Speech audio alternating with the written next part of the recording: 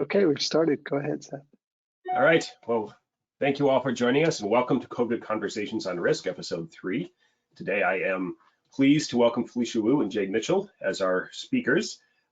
Felicia and Jade are both at Michigan State University and do some really awesome work and have been very heavily involved in SRA. So looking forward to their talks today. And just a reminder to ask questions, type your question into the question box, and we'll have Felicia and Jade both present. And then we'll have a question period so they can both respond to the questions. So type your questions into the question box and Brett and I will get those brought up. Okay, thank you. Go ahead. Okay, thank you, Seth. So again, I'm Jade Mitchell. I'm in Biosystems and Agricultural Engineering at Michigan State, and I study microbial risk. Today I'm going to talk about microbial risk associated with food and COVID-19.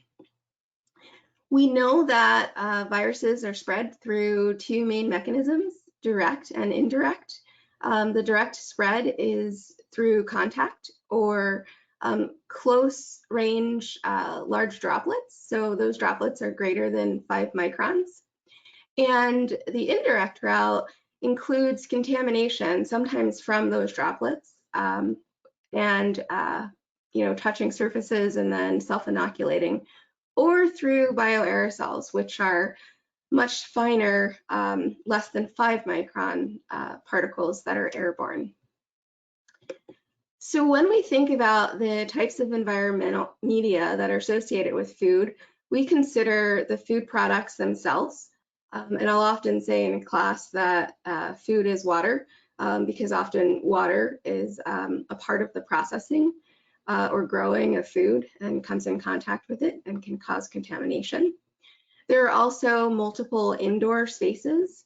So there are occupational risk associated with being inside of a slaughterhouse or processing plant potentially. Consumers are within restaurants or grocery stores. And then within these indoor spaces, we consider surfaces as environmental media. So food preparation surfaces, packaging, shopping carts, or anything that you're coming into contact with and then potentially touching or handling food. The way that we address pathogens and risk associated with pathogens within environmental media is using the quantitative microbial risk assessment process. It follows the conventional 4-step paradigm. In this case, our hazard ID is based on SARS coronavirus 2. We know that it's mainly respiratory, but there have been some cases with mild GI symptoms, and I'll talk about that in a bit.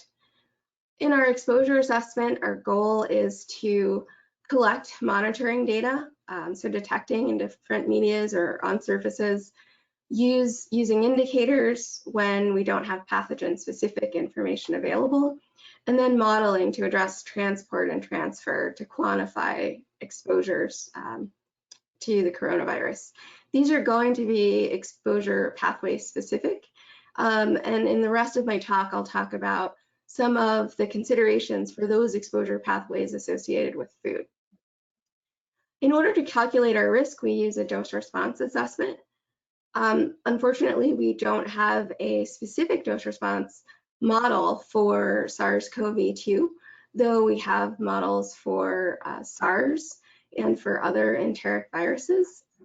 But this is the model that tells us what the risk of infection, illness, or death is based on the exposure dose that we calculate in our exposure assessment. And finally, risk characterization, where we combine the exposure and dose response and then characterize uncertainty and variability. Now, these are part of some ongoing research efforts, mainly because of lack of pathogen-specific data, but those papers are, or those studies are coming out every day. So more and more data is becoming available in order to support risk assessment. When we think about the food products themselves, we generally do what's called a farm to fork risk assessment, which evaluates the processes along the pathway between production of the food and consumption of the food, and evaluates all of the points in between where contamination could occur. There is a potential for fecal-oral transmission. SARS-CoV-2 has been found in feces, and it can actively infect and replicate in the gastrointestinal tract. However, these studies have been primarily presence-absence based or molecular based, meaning that the RNA is detectable, but we're not sure that the viruses are viable or able to infect people through this pathway.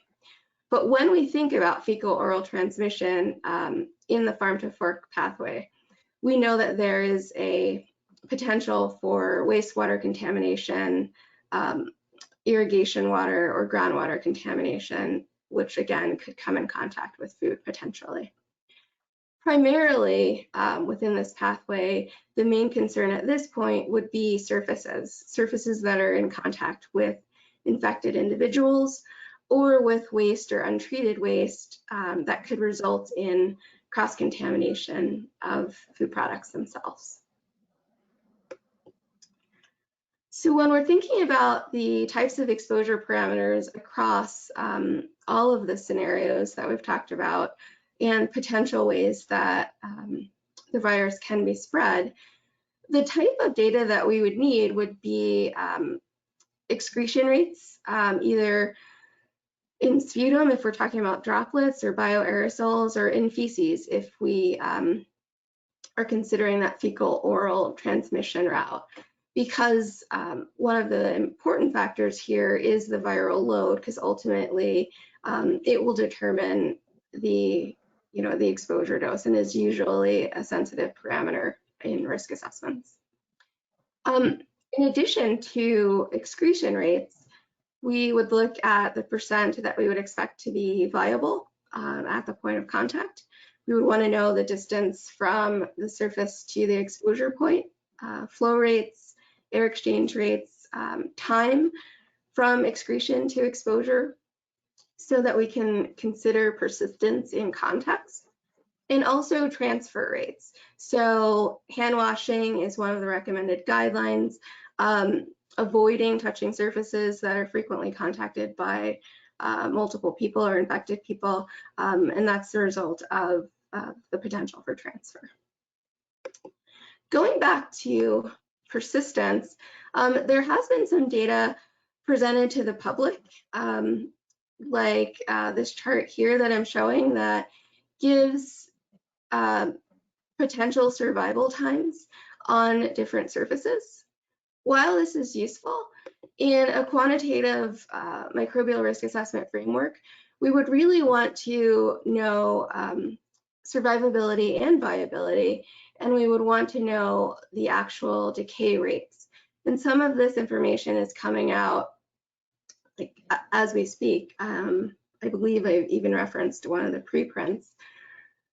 But this information tells us the half-life or the decay rate so that we can consider how much time between exposure and the actual excretion or contamination event, and then how much persistence or decay would happen during that period. So I've included some of the more recent studies here that show decay rates in air based on bioaerosols, on surfaces that are commonly touched, in water based on surrogates. And we know that these values come from lab studies that are done at specific conditions, and that we should also consider the dependence on temperature and humidity when thinking about where and when to apply these rates. So lower temperatures, of course, would result in less inactivation than a higher temperature or higher humidity. We also have transfer rates for surrogates. These are generally applicable because we lack lots of pathogen-specific transfer rates, but these give you an idea of the amount that can be transferred when you come in contact to a surface with your finger or hand, and then the amount that you might transfer to your face, mouth, or nose.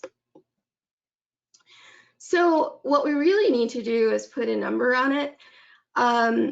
Overall, there have been some toy scenarios or back of envelope calculations about risk associated with food, and those result in very low risk if we assume that our dose response model for SARS is similar for SARS-CoV-2. But I would argue that we really don't have a bright line or acceptable risk level for coronavirus.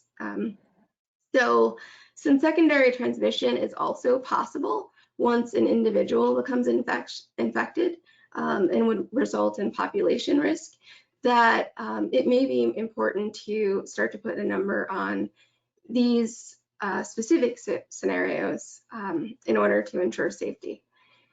So I don't do risk communication, but I do interact with people that are doing risk communication. Communicating low risk may be insufficient without these numbers.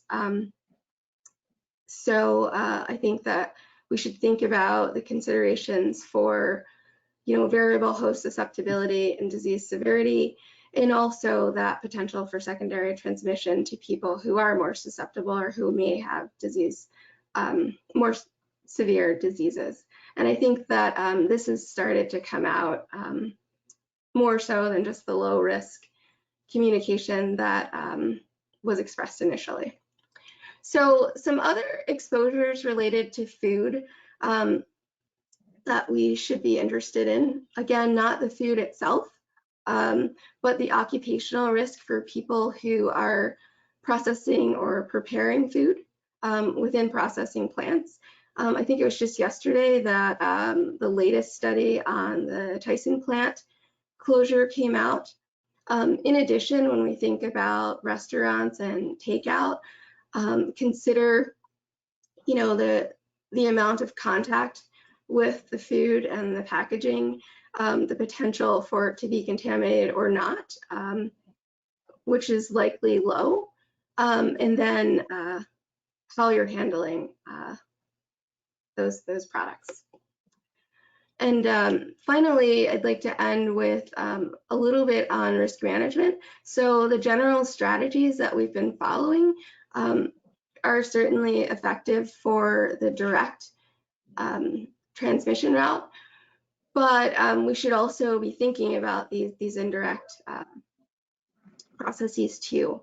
So along with social distancing and isolation and quarantine, physical distancing within indoor spaces where food is being prepared is also an important consideration. Mandatory mask, proper hand washing, and surface decontamination in these spaces as well. And I'll just add anecdotally, my son, who is college age and works in a restaurant, works in a really small kitchen where, the 6 feet distance that has been recommended is nearly impossible in order to actually prepare food. So he's actually stopped working. And I mean, everyone doesn't have that, that luxury, but we need to think about implementing measures in those spaces in particular, perhaps. Finally, there have been some guidelines, I would say, through social media mainly, on cleaning produce with sanitizers, disinfecting, packaging, and having sort of the clean, dirty room approach on surfaces.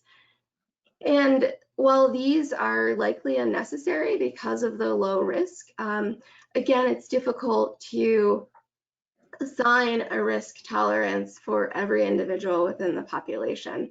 So people at much higher risk or immunocompromised, may be considering or using these practices anyway based on foodborne illnesses, but may not.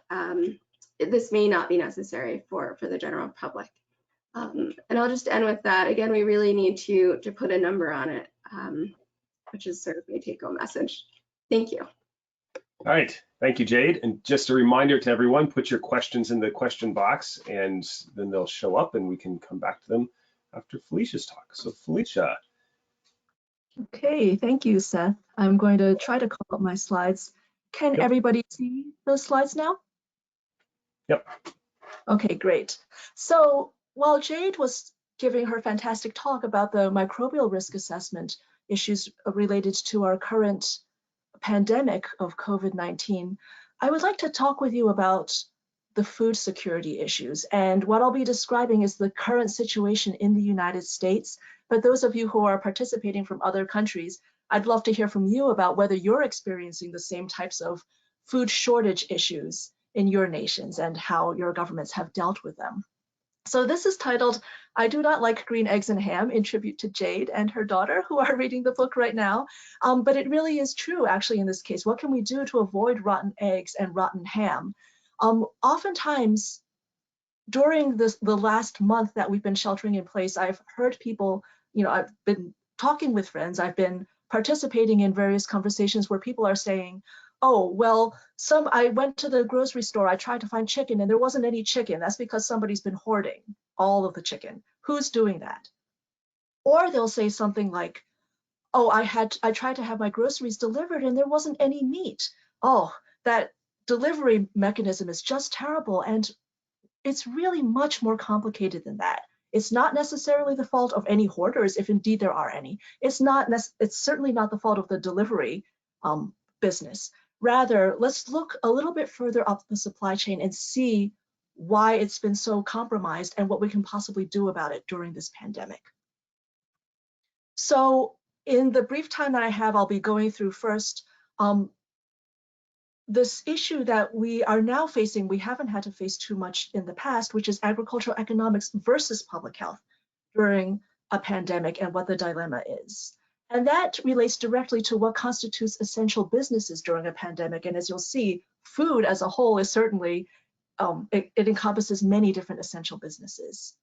I'll describe issues of food supply and demand problems during a pandemic and some of the public health concerns. Jade talked about risks to consumers. I'm going to talk specifically about risks to food processing workers and grocery store workers, and then describe potential solutions. So two of my colleagues that I'd like to thank now, Trey Malone and Alex Schaefer in the Department of Agricultural, Food, and Resource Economics at Michigan State University.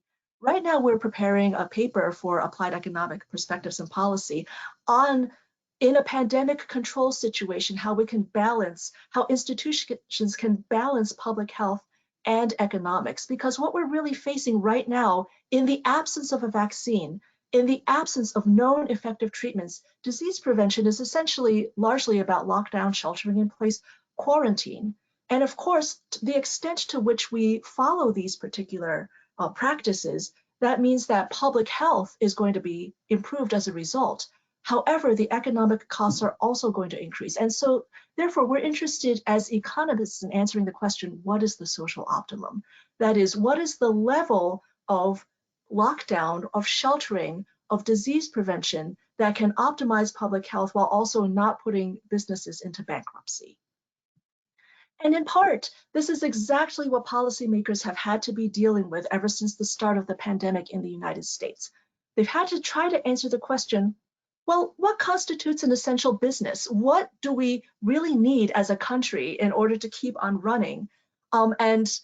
So just last week, so Seth, Jade, and I are all in the state of Michigan, and our governor, Gretchen Whitmer, issued an executive order last week that stated that, well, the only businesses that should remain open are those with a temporary requirement to suspend activities that are not necessary to sustain or protect life.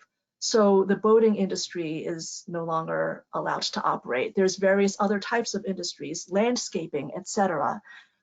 Those are currently not operating, but all of the food-related industries still are. Now, how did we get here? So here's a photo of our governor wearing that a shirt with that famous quote from Donald Trump when he referred to Governor Whitmer as that woman from Michigan, which I love. What you see to the lower left is what took place in our state. just exactly a week ago, when there were protesters across these multiple businesses that were shut down as a result of Executive Order 2020-42, and they're protesting on the Lansing Capitol steps. You can see less than a handful of them are wearing face masks.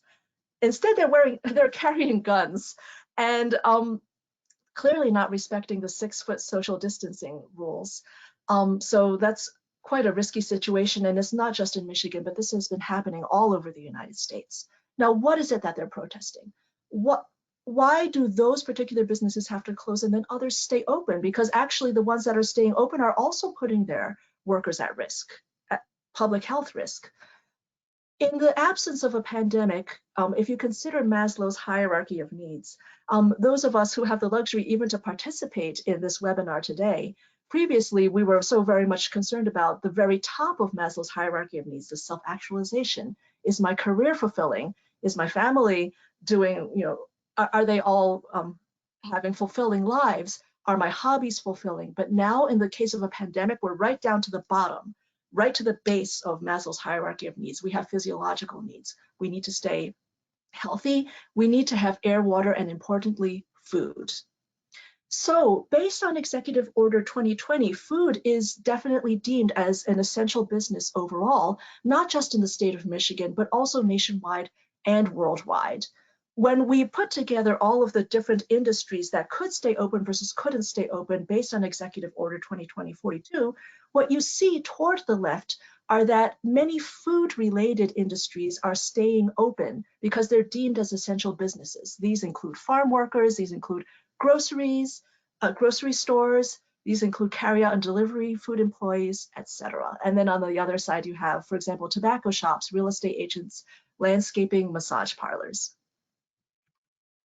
And yet, in the beginning of the pandemic, so for example, just about a month ago, we were already struggling to obtain these essentials, including food. And part of the reason for that, and many people blame it on hoarders, it's actually a good deal more complicated, and it has to do with supply chains. At least in the beginning of the pandemic, it was because of separate supply chains for food going to grocery stores versus going to restaurants. So are we really hoarding? Yes and no. There were certainly people who were hoarding supplies of toilet paper. Even to this day, we're still hoarding, for example, personal home thermometers and now pulse oximeters. But on the food issue, it's a bit more complicated than that. The reason is that all along, as Jade had shown you, from farm to fork, there were well-established supply chains where certain amounts of food and drinks and other items were going to the grocery store so that we as consumers could purchase them directly versus going to our elementary schools, our high schools, our restaurants, bowling alleys, movie theaters, our workplace cafeterias. Those are not the same types of goods. For example, you see here this pallet of eggs. This is not something that we can typically go to the store to buy. This is actually something that's typically being shipped to restaurants whenever we buy eggs over easy or scrambled eggs at a restaurant. Now, there are all kinds of rules that even though the restaurants now cannot receive these eggs because many of them are closed, they also can't take these eggs that have arrived and then resell them to customers, at least not until March the 23rd. The problem was that it's not that easy to suddenly break supply chains and then redistribute all the food. The schools that were closed could not easily sell all of their cartons of milk. There are rules in place by the USDA Agricultural Marketing Service that say you can't sell your food twice. You can't buy food and then resell it to somebody else.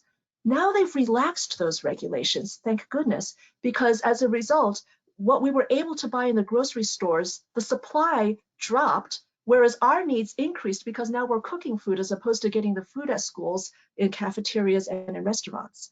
Now, because USDA AMS is allowing for a redistribution of eggs, meat, and produce, all of the prices are coming back to normal. Now more of this food is actually appearing again in the grocery stores. As you can see from the graph to the right, the price of shell eggs increased dramatically in the beginning of the pandemic, and now it's back to normal again. But now we're facing additional problems. Before there were the supply chain problems, now we have to deal with the public health risks as well. Probably many of you have read in the news about Smithfield Foods, which is one of the major pork processing industries in the United States, where they've had to shut a number of plants in the United States after their workers fell ill. For example, just using one particular plant in Sioux Falls, South Dakota, it employs about 3,700 workers, and they process nearly 20,000 hogs every day. The first case of COVID-19 among one of these workers was announced on March the 26th, but Smithfield did not in fact close that plant until April the 15th, and by that time there were 644 confirmed cases. Now there are over 900 confirmed cases of workers in that particular plant. That makes up 55% of all the cases of COVID-19 in the state of South Dakota. There's also a social justice issue that many of these workers at the Smithfield plant were largely immigrants and refugees from a number of different countries. And before, it was a point of pride that in that pork processing plant, there were 80 different languages being spoken. Largely, these workers spend long hours standing in a production line, whether it's for slaughter, whether it's for cleaning, whether it's for packing, with less than a foot away from their workers standing on either side of them. And it's not actually now just in this South Dakota plant, but also there's a second Smithfield Foods plant that has workers test positive for COVID-19. And it's not just the pork processing plant, it's also US meats in general. In total, we have a situation where if you look at the counties that have, I'm sorry, did my screen suddenly go away? No, it didn't. Okay, I can't see my slides anymore, so I'm not entirely sure what happened here. Oh, okay. We see your slides, US meats in general. Okay, I'm able to get them now. Now, if you take a look at this map in the United States, this is where some of the major food processing industries are. The ones that are more in the pink and the purple are processing more grains and produce, and the ones that are in the yellow to orange to red are processing meat. So you can see that there's a fairly high concentration in the Midwest and also some on the East and the West coasts. The counties that have meat packing plants have 104 COVID-19 cases on average per 100,000 of the population, and that's higher than 75% of all US counties, and especially given where they happen to be located in the United States, where there aren't even that many COVID-19 cases on average. The worst case was in this particular Mitchell County in Georgia, where there is a Tyson food plant, and there's 900 COVID-19 cases per 100,000 population, extremely high. And it's, as I was mentioning earlier, it's not just the meat packing industries that are facing these risks. It's now also grain processing industries, including Archer Daniels Midland, ADM, and also Cargill, that have been forced to close some plants because the workers have all been packed together, working constantly to produce the food that we've deemed is an essential business because it really is essential for human life. And they're becoming ill. These plants are closing. And unfortunately, that's all in one side of the supply chain. What about further down in the supply chain closer to us? The grocery store workers are also suffering greater COVID-19 risk. As of now, we have over 3,000 confirmed cases across the United States of grocery store workers testing positive for COVID-19. So this is probably an extreme underestimate, and at least 41 deaths. And this is despite all of the regulations that have been put in place by the grocery stores to try to protect their safety. The daily temperature checks, social distancing guidelines, protected entrance and checkout lines, which you probably have experienced yourself. You have to stand 6 feet away from the person in front of you in line, and now all these one-way aisles in the grocery markets. When the Center for Investigative Reporting did an online survey to try to understand what the grocery store workers feared themselves, they said the following: that in some cases, their employers were slow to adopt the protective measures. In some cases, they were discouraged. In some cases, they themselves were reluctant to wear the protective face masks and the gloves because they were afraid of inciting panic. In some cases, even though they knew to respect the 6-foot social distancing, the customers would crowd them, come right up to them and say, "Hey, I can't find my beans, I can't find my chicken, I can't find my toilet paper," and not respect the distance at all, and also be shouting. And so the spray of the droplets that Jade was talking about earlier.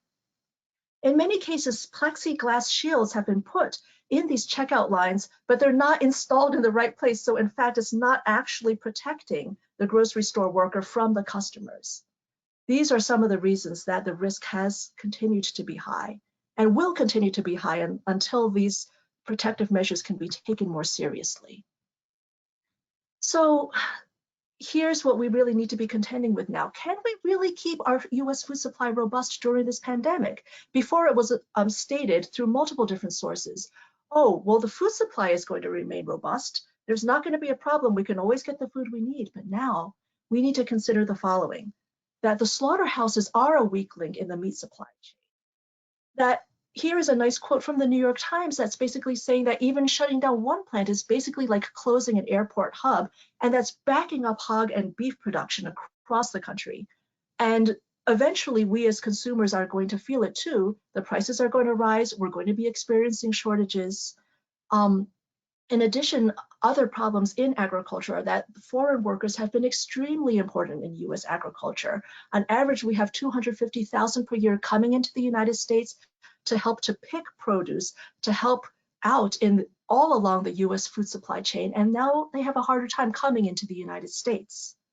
And these food supply chain mismatches have led to eggs being smashed, to milk being dumped, to, as you can see in this photo, these are onions that are waiting to be buried in a field in Idaho because they can't be sold in this until recently, when USDA has relaxed some of its regulations about restaurants being able to resell to grocery stores and directly to consumers.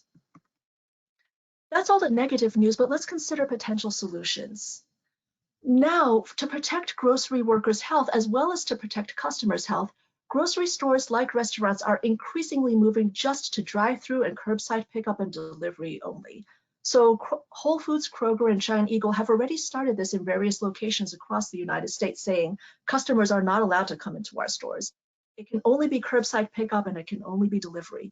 That limits worker exposure and it reduces health risk to workers and to customers. Now customers can buy food and other goods, actually in some cases directly from restaurants. And restaurants have, thankfully, due to relaxation through the USDA Agricultural Marketing Service, they can redistribute their food to grocery stores, or they can sell directly to consumers. Those are all potential solutions in the short term. In the long term, really, our hope is in medicine, because we're not going to be able to open up fully as we did before until we have, at least in the near future, some treatments. For example, the use of potential convalescent serum or monoclonal antibodies from recovered COVID-19 cases, and looking to antivirals in the future, such as remdesivir, some other types of antivirals that have proven effective in some limited cases. Now they're being tested in clinical trials worldwide. And ideally, hopefully, with it, maybe about 18 months in the future, possibly effective SARS-CoV-2 vaccines.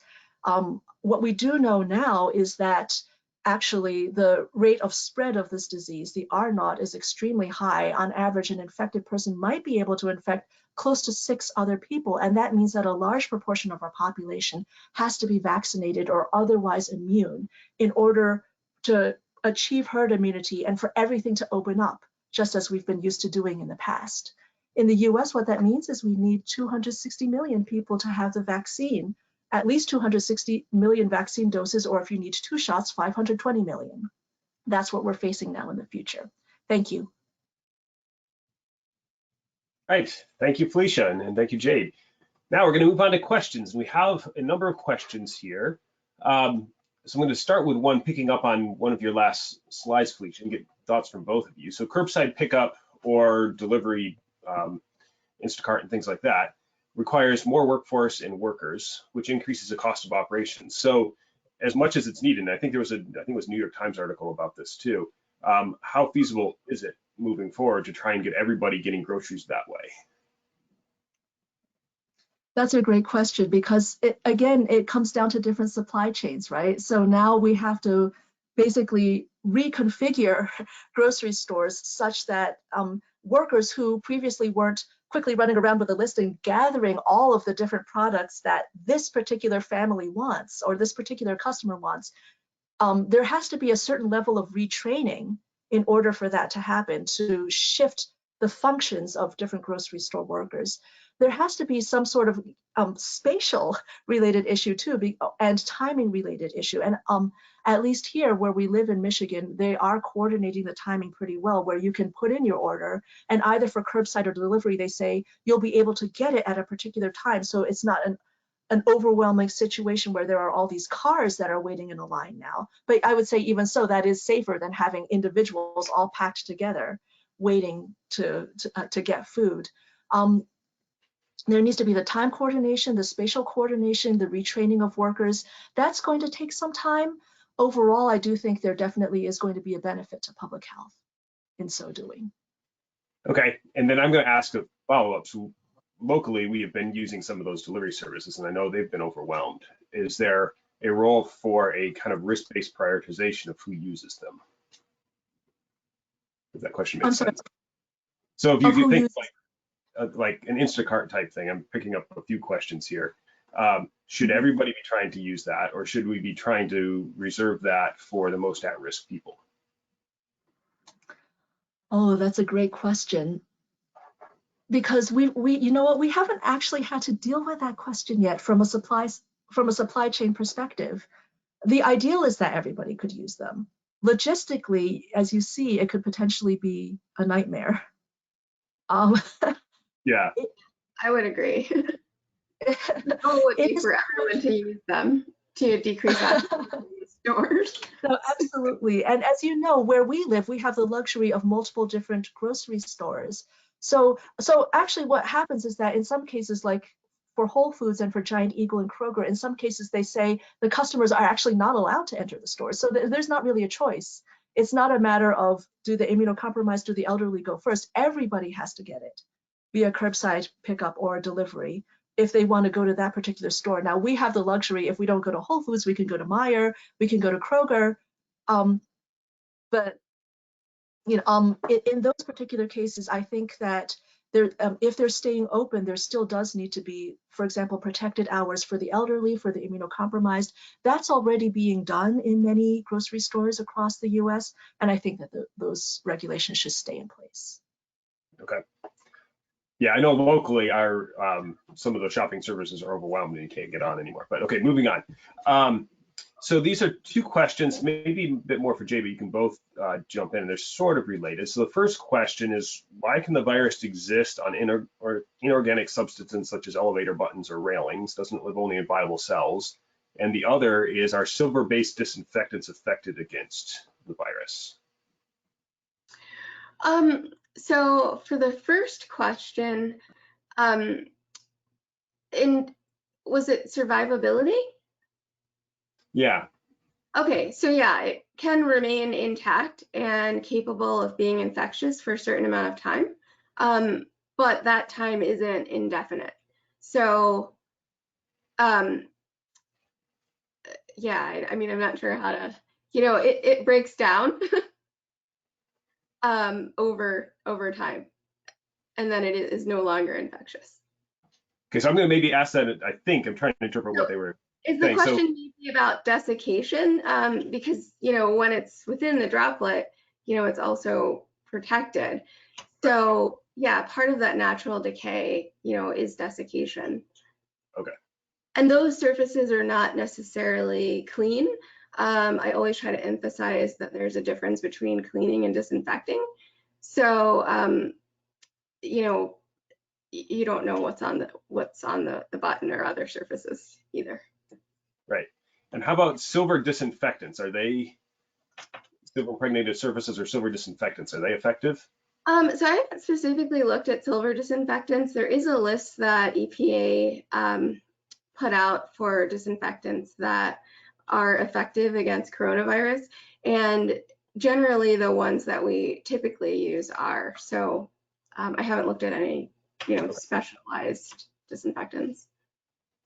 Okay. So this is a question for both of you.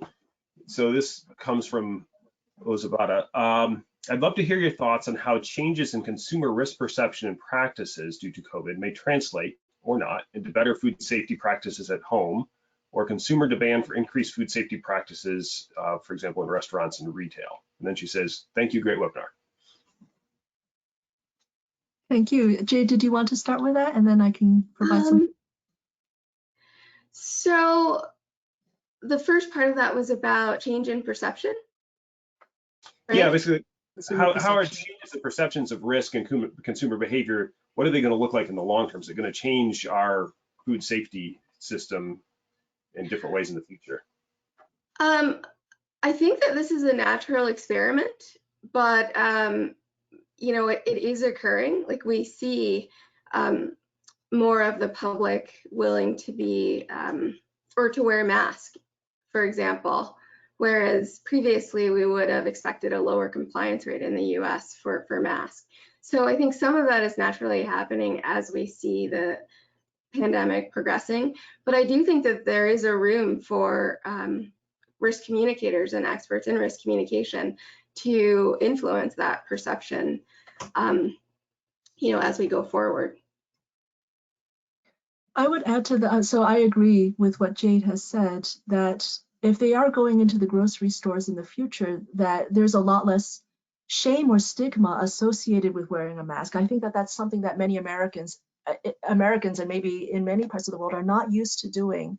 And there's less of a stigma to doing that now, and that helps to improving safety. But I love that question, whoever asked it, because I think there's also the question of, now that we're trying curbside pickup and food delivery, many of us for the first time, including myself, I never wanted to do that before, but now I see how convenient it is.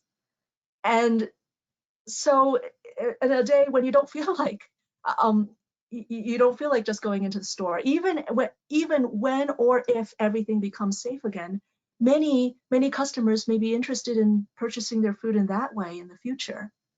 And they may discover, so if there's any sort of silver lining here, it may be that we realize we can get our food in a number of ways that we hadn't before, doing the curbside pickup, doing the grocery store delivery, and even interacting with restaurants, all of the takeout. This is something else that's a little different too. We almost never got restaurant takeout before. Now we're getting restaurant takeout. So it seems as though we understand what all the different options are, and there probably will be different options, and that will possibly permanently change supply chains a little bit. That grocery stores and restaurants will slightly shift so that there'll be relatively more of the curbside pickup, the delivery, the takeout, the delivery. Great, thanks. Okay, so another question. This one, to the degree you know about kind of comparison of US, Europe, and Asia, are there differences in the risk management measures being taken in the food supply chains in these different countries? And do we see any evidence of any differences in case counts and things like that within these supply chains? That's a great question. I don't know. So in the United States, what had stymied our food supply chains so much in the beginning were actually laws put into place by the USDA Agricultural Market Service that were meant to protect food safety. The fact that you can't, farmers can't sell eggs to a restaurant and then the restaurant repackages them and sells them to consumers because the consumer wouldn't know how many days ago the eggs had been bought. The same with produce, the same with meat.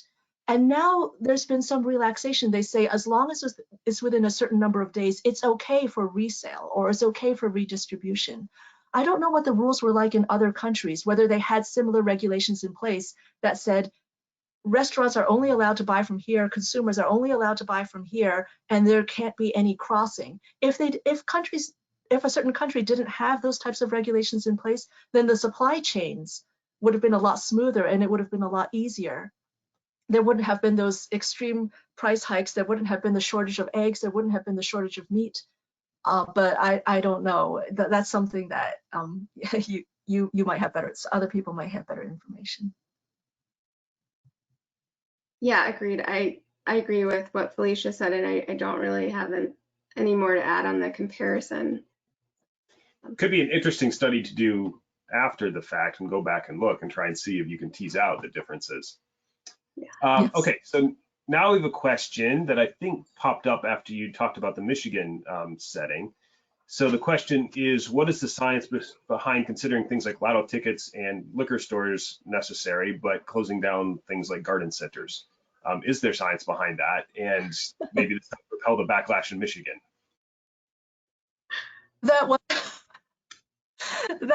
Yes. I'm not going to provide any thoughts on the health related to lotto tickets. I don't personally see a connection, but I'm not going to be the one to make a judgment call on that. Jade, do you have any thoughts on that? Why is it that lotto tickets are an essential business, but certain?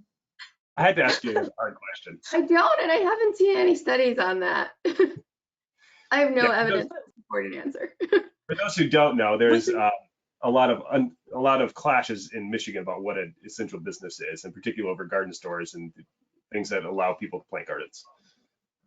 So if I could say something on the gardening side, though, Seth, my understanding is that the rule is a bit more nuanced than that. There are still places where people can pick up gardening supplies. It may not just be in the traditional, in certain types of stores, but they can pick it up from other stores. My understanding is, and I haven't read a good deal into this, that the original intention was actually to protect smaller business owners. So it isn't purely a public health consideration, it's also an economics consideration in trying to save some of the small businesses from which we can still purchase gardening supplies. But there are certain larger chains from which we can't do that anymore at the moment. Okay, so now coming back to food supply issues, and I think there's been some recent stories about, okay, well, we've got these backlogs in now processing of pigs and chickens and things like that. Is there a way that these animals that are getting larger than what we would normally process can be redistributed or processed later? That's a great question, isn't it? If it ever went that way, that isn't a paradigm that hog producers and cattle producers are really used to. Right. Usually they're raised to a certain age and then typically slaughtered. And right now what we are seeing is a bit of a backlog because there hasn't been any adjustment to, oh, okay, I'll just raise my hogs a little bit older. And so if there is a way to adjust, we haven't really seen that. It's not clear that that is happening. Yeah, it's a great question, and I think what we're seeing right now is a bit of a backlog, and I think that some slaughtering is taking place, and it's not necessarily going to consumers, directly to consumers. Okay. I don't know, Jade, if you wanted to add anything or not, otherwise I'll bring up another one. No, go ahead. Okay, so this is a different sort of question. So we've got these trade-offs between risks and economic benefits, right? And this has come up across, I think, a number of our different questions. And this is a paraphrase of a question from Elizabeth Kastman. But how do we as risk analysts, or generally those making these decisions, how do we figure out how to balance those trade-offs? Told you I was going to ask you guys hard questions. How, Jade, would you like to start with that, or? No, you can start. I mean, I can speak to like how we do those evaluations, but I can't really speak to how appropriate they are at this scale. I can speak to it a little bit from the perspective of health economics, and it's a controversial field. And the answer is that the trade-off is going to have to be different in every stage of time, depending on how far medicine progresses in terms of dealing with COVID-19. What I think is going to happen is that hopefully in the near future, before a vaccine becomes available, possibly some effective treatments are going to become available, some antivirals, such that even if a person does become infected with COVID-19, it wouldn't be as severe an outcome. That is going to reduce the number of what are called disability adjusted life years, or cost of illness, associated with every COVID-19 case. And that would be a huge advance right there. Especially if it were possible that if somebody had to go to a hospital for COVID-19, that they could receive a certain type of antiviral or other treatment and then never have to continue to progress onto a ventilator, for example. Or even if they thought that they had the symptoms, tested positive, and were able to get a prescription drug, that would reduce years of life lost, that would reduce years lived with disability. Dolly's disability adjusted life years, I think that's a common for those of you who don't know, it's a measure of the severity of a particular disease in terms of both the years of life lost and the amount of time that's lived suffering a particular disability. If we're able to get the cost associated with every COVID-19 case down, that could provide justification, presumably, of a certain level of opening up society. That, of course, we still need to be careful, but we could begin to treat it more like the fact that we've dealt with certain other illnesses, other infectious diseases being present in our society, and that doesn't shut us down completely. For example, we don't usually tend to shut down as a result of seasonal flu. We don't shut down as a and I'm not comparing COVID-19 to the seasonal flu at all. I recognize that the former is a good deal more severe right now. But we accept certain levels of risk, and if we can get the cost of illness to a level that's similar to what we already accept, then there's more of a case for opening up. But until that happens, we do have to treat this as a special case, and we do need to practice more sheltering, more social distancing, etc. Thanks, Felicia. Great answer. No, I'm really Thank you. glad that you added the time component, because yeah, I was thinking of what the analysis looks like now, and without those measures to reduce life lost, it's really hard to balance those risks. Right, so I think one of the takeaways there is it is going to change over time as we come up with treatments or other ways of dealing with this. Okay, so now we're going back to our supermarkets, and this I think is more a question for Jade, though Felicia can jump in too. So we've got a lot of people in the same supermarkets and shops. Are grocery stores doing anything different with ventilation, and should they be thinking about ventilation or UV treatment or things like that? How much of a benefit is there for that? Do we know? So I haven't seen that. Primarily, it's been in reducing occupancy, so that direct contact. We have seen some issues in warehouses where I think that point to potential similar issues in grocery stores, but so far we haven't seen that in grocery stores. Okay, Felicia, do you want to add anything? All I have to add is an anecdote, and some of you have probably seen the article too, that unfortunately it's been seen that evidently SARS-CoV-2 can actually circulate in air conditioning as well. At least this was in a case in a building in China, and that is alarming, and that's something that now that the risk has been raised, we really do need to understand it better. Right. And that's going to affect what we do in public buildings. We really haven't put a number on those indirect exposures that would allow us to address those risk management strategies. Like, what should the air exchange rate be, and how much inactivation do we need during a certain time? Yeah. Okay. And this one's a question going back to those meat processing plants. Why specifically were meat processing plants having such large outbreaks? What was it about those meat processing plants where we ended up with so many cases there? That's a great question, because it also raises the issue of potential zoonotic transmission. It's not typically believed that cattle, swine, chickens can be positive for SARS-CoV-2. Typically, unfortunately, we've seen that it is the case with cats. So now there are some cases of domestic cats as well as one tiger and one lion having COVID-19. So it's not so much necessarily the zoonotic transmission. What I think it is that they're working very, very close to each other. They're just, if you've ever seen the inside of one of these meat processing plants, there's lines of workers who are, slaughtering, other lines who are cleaning, inspecting, producing, and then packaging. They're all standing side by side. I showed in one of my slides a picture from Tyson Foods, for example, a picture that they provided themselves, where the workers were standing very close to each other, and they're just separated by these thin plastic sheets. And those plastic sheets only just came up because of COVID-19. They weren't there originally. So for a long time, the workers had been packed together in an enclosed space, working very close to each other, and certainly not anywhere close to a 6-foot distance. And there was a lot of chance for transmission. Okay, I agree. Like, we're really going to have to get a better characterization of the airborne transmission before we can reopen other facilities like schools where people are generally very close together. That is the primary reason for the risk in the slaughterhouses. okay, and then there's a follow-up question to this. So if it's an issue of people being close together, would moving to more of a robotic-based processing help? And is that feasible?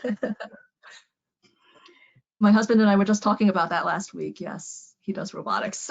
So we're very much interested in that. I talked with my husband about it, who works in computer vision, and I was saying to him, for example, all of the people who are doing the visual inspection of chickens, the visual inspection, just to see if there's any sorts of potential food safety problems or other types of problems, is that something that a robot could do? Because now computer vision systems have been developed so well that they actually can detect some of the things that the human eye can detect and say, oh, there appears to be a problem with this chicken, or there appears to be a problem with this side of beef. It's entirely possible that we could have robots working in that space, and that would not necessarily mean that the workers themselves would not be there, but they could be operating from a distance.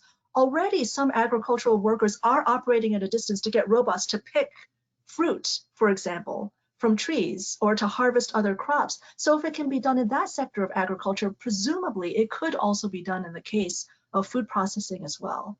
And that would be a fantastic solution, and it would not necessarily involve laying off workers. The workers could be operating remotely. Yeah. Okay, and I'm going to close with a question that just came in, and I think this is maybe a chance to end on a positive note, perhaps. So we look at all these changes that are happening in our food supply chains, in how we shop and how we consume. Is there a window of opportunity to take advantage of these changes to come to a more sustainable or safer new normal once we emerge from this? Jay, do you want to start? I would say the short answer is absolutely. Yeah, I think, and having the public awareness and perception that, came up in another question is part of that behavior change. So we could make recommendations, but we wouldn't, we can't ensure compliance unless everyone's on the same page. So I think it is promising that everyone's more aware of microbial risk. I agree with Jade that some of the practices that we're doing now are ultimately going to be beneficial, that there's not as much of a stigma wearing face masks, so it wouldn't necessarily be the case that we wear it in the future, not necessarily just for COVID-19, but if we had flu, for example, to prevent transmission of seasonal flu. The fact that now everybody knows to wash their hands for a much longer time than Americans on average have been washing hands, and now it's become a habit. So it's, and I think that's going to stick. And that's absolutely positive news for reducing the transmission of disease and better public health. Great, thank you. So it is noon, so we're going to conclude here. I just want to really thank both of you for taking time to do this. We appreciate it. And I think we had a lot of good stimulating discussion. There were questions we did not get to, and we are working on ways to try to get back to those. So thank you both. And next week, we will have a podcast in this series and then a webinar the week after. So thank you both, and we will end here. Great, thank you very much. Thank you, everyone, for joining. Bye. Bye.